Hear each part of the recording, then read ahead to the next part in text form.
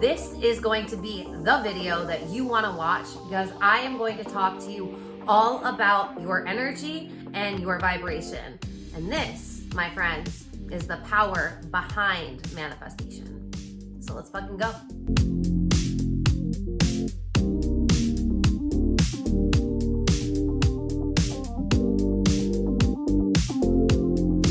What's up, everybody? Welcome back to my channel. My name is Alexa. I am a spiritual coach. I'm a creator, an all-around manifestation, mindset, wellness, obsessed woman. Manifestation is truly something that happens every single day, multiple times a day for me. And I realized that the law of attraction has helped us learn about manifestation, but I also feel like it's capping us because there's a lot of people that have tried the law of attraction and they haven't gotten results from it. Let's talk about your vibration. Let's talk about your energy. The law of attraction is really a subsequent law. It is not one of the main laws for manifestation, and it's also not one of the main laws of the universe.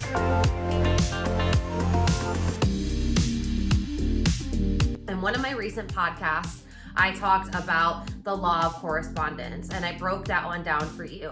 So if you're curious about a few more universal laws, make sure you subscribe to my podcast at Getting Into Alignment. You can find it on Apple Podcasts. When we talk about the law of vibration, it's really talking about the fact that everything in the universe is vibrating. Nothing is fixed, everything is fluid.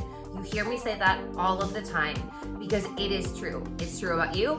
It's true about me. It's true about this chair. It's true about this camera. All of it is true. While our eyes can't actually see the fact that they're vibrating, everything always is. And where you're vibrating at is really your state of manifestation. Abraham Hicks calls it getting into the vortex. These teachings have been around for a really long time. They have a scientific basis, specifically when we look in terms of quantum physics and the quantum world, which is something that you'll hear me talk about a lot. Because when you understand that the world is one of infinite potentiality. So quantum physics basically says that there is potential in everything, and at all times, every possibility is possible. So basically, you are never cut off from anything that you want.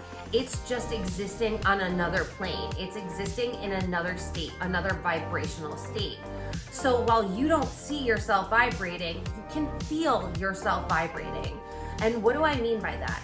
So when you are feeling frustrated, when you are feeling depressed, when you're feeling anxious, when you're feeling guilty, when you're feeling shameful, these are all going to make you feel low vibrational. And what do I mean by that? I mean that it's going to cause you to be stuck in a state that you don't want to be stuck in. It's going to be causing you to feel feelings, emotions, and experience moods that are not conducive to your best life, to you feeling your best.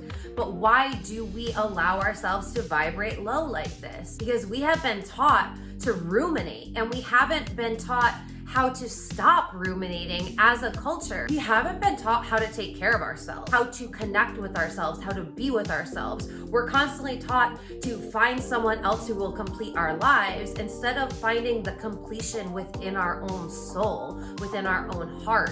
Instead of seeking someone else to fulfill us, we go inside to fulfill the void that has been created by the societal programming and the generational shame that has been passed down through our lineage. All of which makes it so it's very easy and we're very susceptible to be low vibrational. You have to be super mindful of what you're consuming, from the food that you're eating, to the people that you're following, to the shows that you're watching. A better feeling reality. And then what ends up happening is because we so frequently vibrate down here because of what we're eating, what we're consuming, who we're surrounding ourselves with. We're stuck in this low vibrational state, and then when something good happens to us, that's when our state jumps up. But what that does is it makes us reliant on the outside world, and it makes us reliant on something outside of ourselves. And what that does is it gets us stuck in a cause and effect reality, which is not how the world works. It's not based on cause and effect. It's not you constantly relying on what's happening outside of you so that you can feel good. It's you deciding that no matter what happens, you are going to be happy. No matter what happens, you're going to have peace. You're going to look for joy. You're going to find fun. You're going to invest your time and energy in things that make you feel good. You're going to think about things that make you feel good. Happiness is a conscious internal choice that becomes a vibrational state of being. Because you consistently choose to be happy, so therefore you become happy. And happiness is high on the vibrational scale. Internal state is always going to create your vibrational attraction point. And you can always understand your internal state by looking at how you're feeling. Because that's saying what you're vibrating at. And honestly, your thoughts are going to align with how you're feeling. So when you're working on your feelings, that is when you're able to really start controlling your vibrational set point. Because I always like to say that we have a vibrational range. We're humans, right? No one's perfect. So no one's going to be at 100% vibrational capacity, feeling their best at all times. It's just not possible. But when you are someone that consciously works on how you feel, how you think, and are constantly examining yourself and your life, you are going to have a range that's from here to here.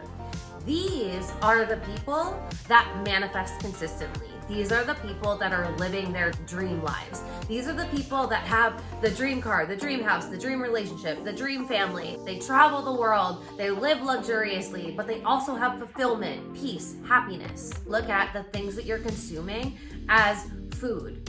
Food for your mind. Is it high vibrational or low vibrational? Are you eating Cheetos or are you eating fruit?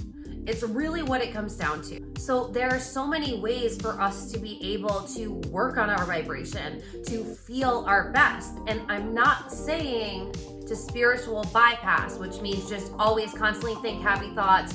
And if you're feeling depressed, force yourself to be happy. No, not at all. Because you have to realize doing that is going to constantly make you feel like you're raising your vibration, and then all of a sudden you're back to where you started. And that's super discouraging, because shadow work, inner child healing, it's all making you look at the root beliefs. It's all making you examine, how do you feel about the world? What do you believe about yourself and the world that you're living in? And what you believe is going to drive what you see. And your beliefs also are going to come from your vibrational set point. While your beliefs from 0 to 7 are programmed in you, after 0 to 7, you get to choose whether you continue to believe these beliefs or not, whether you continue to fall back into old patterns, or whether you continue to consciously choose a new pattern, a new life. So there are certain things that you can do to work on your vibration, to work on how you're feeling. Journaling is a great example, because journaling allows you to consciously work with your subconscious mind so that you can get to the root causes, feelings, and emotions that are coming up for you, which consciously your ego might be trying to block you from understanding.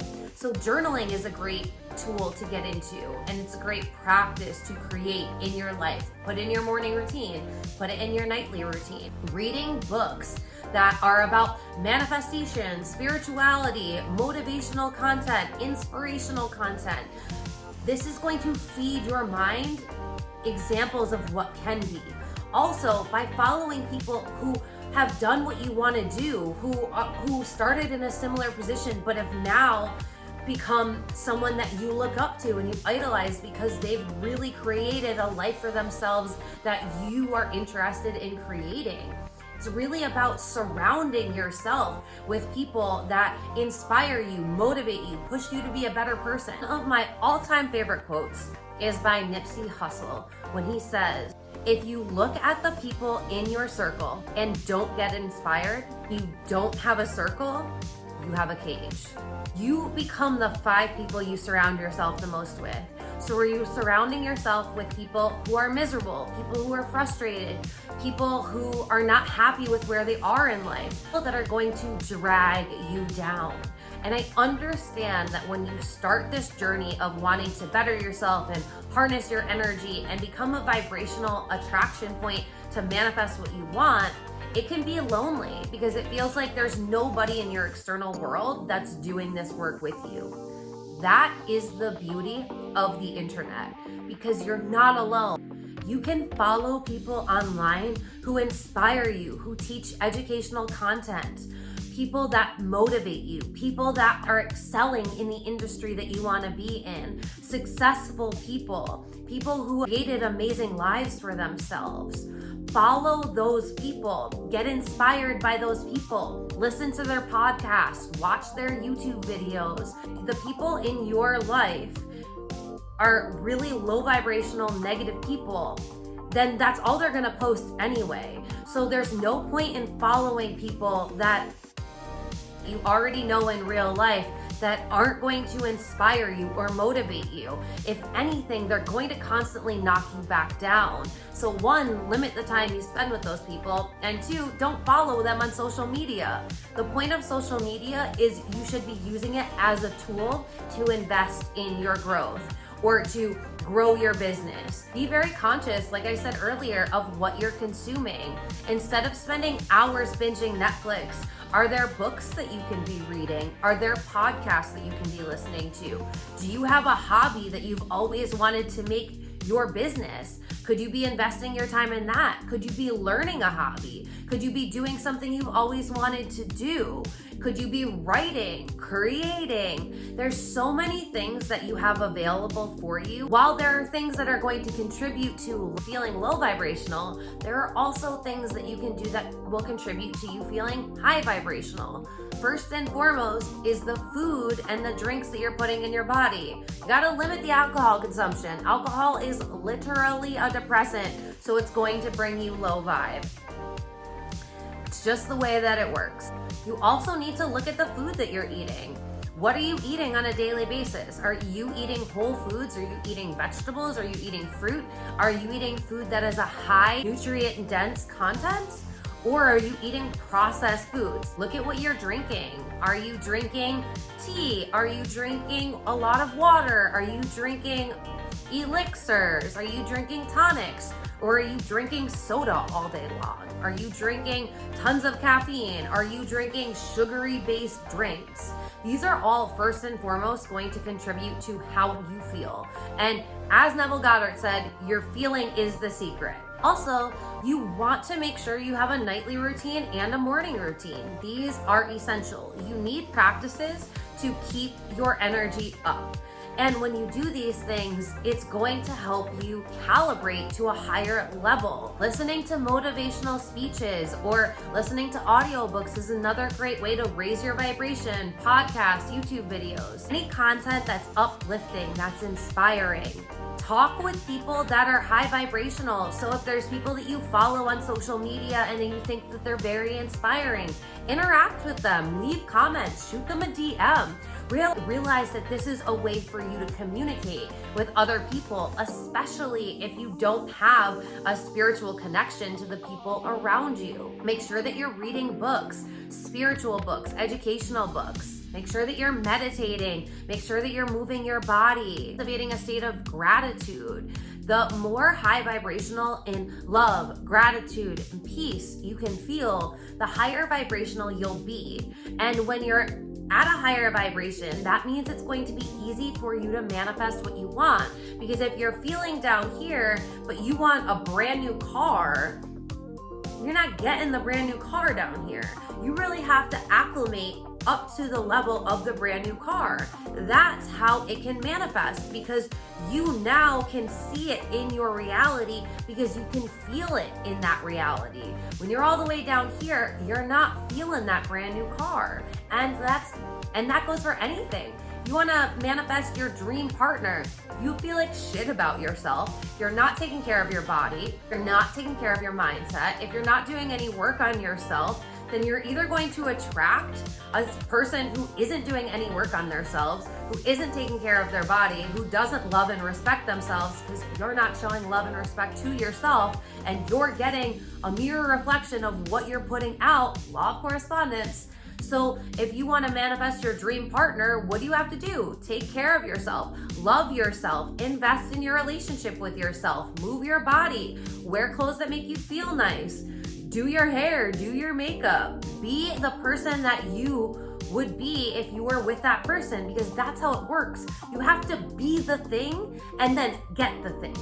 Be, do, have. That is the way it all works. It's not about doing from a place of lack and scarcity, which you've always been taught. It's about being and then receiving because you are. So I just want you to understand, your vibrational set point is always going to be reflected back to you in your emotions. The higher vibrational emotions that you can feel the most often, that you can think about, that you can associate yourself with, that you can really embody, because embodiment is key. When you're able to embody these feelings, that's when manifestation becomes a regular part of your life. Conscious manifestation becomes a regular part of your life. If you're trying to learn to manifest, I really wouldn't recommend starting with someone's 5-step manifestation process, because ultimately, you're going to be focusing on something outside of yourself, and it's not going to change how you feel about yourself. It's not going to change how you're showing up day to day. How you're showing up, how you're feeling, who you're being when you're alone, in the moments in between your day, that's what we need to look at. That's what we need to adjust. That's what we need to shock into a higher vibrational point. You can't learn anyone's 5-step manifestation process until you learn how to control your vibration, how to control your feelings, how to be a positive oriented person where you're focusing on growth, you're focusing on love, you're focusing on gratitude, you're focusing on grace, you're focusing on peace. Let me know what your biggest takeaway was below. Don't forget to like this video, subscribe to my channel. Thank you so much for hanging out with me today. We'll talk soon.